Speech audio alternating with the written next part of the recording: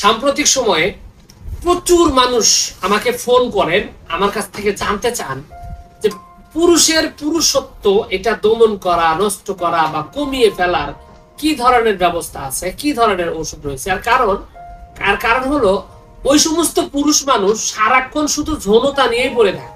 তাদের মাথার মধ্যে মহিলা ছাড়া কোনো চিন্তা নাই।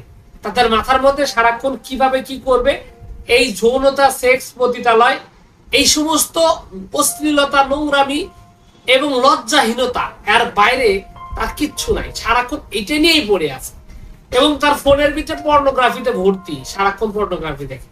মানে এমন একটা অবস্থা তৈরি হয়ে গেছে, পুরো পরিবারটাই একটা অসুস্থ পরিবার হয়ে গেছে। পরিবারের সদস্যরা রীতিমতো মানে ট্রমারাইজ, মানে একদম ট্রমার মধ্যে আছে। এত মারাত্মক একটা পরিস্থিতি।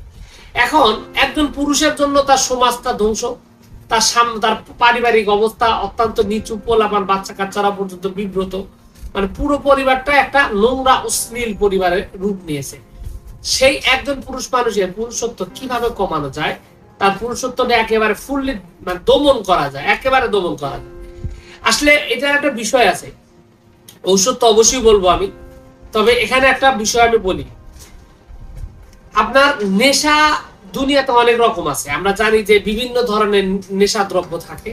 তো নেশা দ্রব্যের যেরকম যদি কেউ আসক্ত হয়, নেশাগ্রস্ত হয়, তখন কিন্তু তার মস্তিষ্কে এক ধরনের হরমোন নিঃসরণ হয়। এই হরমোন যখন নিঃসরণ হয় তখন সে একটা পাগল উন্মাদের মতো আচরণ করে। যতক্ষণ পর্যন্ত সে নেশা সেবন না করে ততক্ষণ পর্যন্ত সে স্থির থাকতে পারে না। ঠিক একই রকম প্রতিক্রিয়া মস্তিষ্কে, একই রকম ডোপামিন নিঃসরণ হয় কিন্তু এই অশ্লীলতা, যৌনতা, সেক্সের ক্ষেত্রেও। যার কারণে যারা যৌন উন্মাদ পুরুষ আছেন তাদের এই পুরুষত্ব নিয়ন্ত্রণ করতে পারেন না। তারা তখন নোংরামি, অশ্লীলতা করে। আপনার নিউজ কিন্তু প্রায় দেখবেন যে ছোট ছোট বাচ্চাদেরকে ধর্ষণ করে, বা রাস্তার পাগলও দেখা যায় যে প্রেগনেন্ট হয়। এগুলা কিন্তু ওই সমস্ত নোংরা লোকেরই কাজ। তো এখন বিষয়টা হলো যে নোংরামি আপনি যদি বন্ধ করতে চান, হোমিওপ্যাথিতে তো আমি আগের বলছি, আয়ুর্বেদিকের কিছু ওষুধপাতি রয়েছে। আয়ুর্বেদিকের ওষুধগুলো আপনার কিন্তু এই যৌনতা কমানোর জন্য ওষুধ আছে। তবে আমি 2-3টা সাধারণ ওষুধের কথা বলবো যেগুলো পার্শ্ব প্রতিক্রিয়া করবে না, তবে আপনাকে দমন করতে হেল্প করবে, কমিয়ে দিতে সহায়তা করবে। কিন্তু আপনি যদি একদম ফুল ডাউন করতে চান, অ্যাগ্রেসিভলি একদম ওনাকে মানে পুরুষত্ব একেবারে মানে ফুল দমন করতে চান, সেক্ষেত্রে আপনাকে যোগাযোগ করতে হবে। আর কারণ হলো এই ধরনের ওষুধ ভিডিওতে বলার কোনো সুযোগ নাই। রোগীর অবস্থা, কন্ডিশন বুঝে তারপর আপনাকে ওষুধটা নেওয়া লাগতে পারে। সেক্ষেত্রে আপনি স্ক্রিনে দেওয়া নাম্বার থেকে দেশের যে কোনো স্থান থেকে যোগাযোগ করে তারপরে রোগের অবস্থা, কন্ডিশন বুঝে পরামর্শ দিয়ে তারপর সঠিক যে ওষুধ, সেই ওষুধ আপনি সরাসরি নিতে পারবেন, পার্সেলও নিতে পারবেন।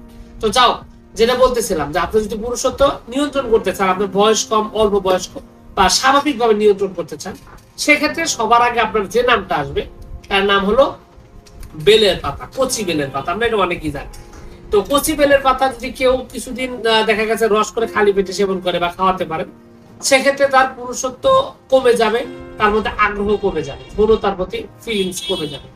তো এটা হচ্ছে একটা বিষয়। এছাড়া আছে ধনচার বিচি। ধনচা কিন্তু জ্বালানি হিসাবে ব্যবহৃত হয় গ্রাম অঞ্চলে যারা থাকেন। এই ধনচার বিচি যদি কিছুদিন সেবন করা যায়, তাদের ক্ষেত্রে কিন্তু দেখা যায় যে তার পুরুষত্ব কমিয়ে যেতে পারে, কমার সম্ভাবনা আছে। এছাড়া আরো একটা জিনিস আছে যেটা বর্তমান অনলাইনে ভাইরাল। হ্যাঁ, আমরা অনেকেই কিন্তু দেখি যে রসুন সেবন করে সেক্স বাড়ানোর জন্য, কিন্তু বাস্তবতা হলো রসুন কিন্তু আপনার পুরুষত্ব, বীর্য শুকিয়ে ফেলে। এবং এটা শুকিয়ে ফেললে একটা পর্যায়ে আপনারা বাচ্চা জন্মদানের ক্ষমতা নষ্ট হয়ে যাবে। কাঁচা রসুন, বিশেষ করে কাঁচা রসুনের রস যদি আপনি খান বা নিয়মিত খালি পেটে কাঁচা রসুন খান, তাহলে আপনার বীর্যের শুক্রাণু নষ্ট হবে, আস্তে আস্তে শুক্রাণু শুকিয়ে ফেলবেন, আপনার পুরুষত্ব হিসেবে আপনার শুক্রাণু বের হবে না, এরকম একটা অবস্থা তৈরি হবে। তো এটা একটা মারাত্মক একটা ব্যাপার।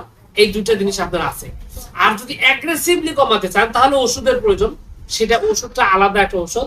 সেক্ষেত্রে রোগের অবস্থা, রোগের কন্ডিশন সেটা যদি আপনি বলেন, তারপরে অবস্থা বুঝে তারপরে আপনি যে কাজটা করা হবে, আপনার এই যৌন সক্ষমতা কমানোর জন্য, সেক্স কমানোর জন্য, সেক্স পুরোপুরি ভাবে দমন করার জন্য, নিয়ন্ত্রণ করার জন্য যে ওষুধটা প্রয়োজন সেটা আপনি নিতে পারেন স্ক্রিনে দেওয়া নাম্বার থেকে সরাসরি যোগাযোগ করে, দেশের যে কোনো স্থান থেকে। যাই হোক, সবকিছু মিলে এইটুকু ছিল আজকের ভিডিও। আশা করছি আপনার এই তথ্যগুলো অনেক বেশি ভালো লেগেছে। আর যদি লেগে থাকে অবশ্যই ভিডিওটিতে একটা লাইক দিন, আর চ্যানেলে প্রথমবার এসে থাকবে চ্যানেলটি সাবস্ক্রাইব করবেন। কোনো প্রশ্ন থাকলে, কোনো অভিযোগ থাকলে সরাসরি কমেন্টস করে জানাতে পারেন। তো ভিউয়ার্স, আপনাদের সকলকে অনেক অনেক ধন্যবাদ। আসসালামু আলাইকুম রহমতুল্লাহ।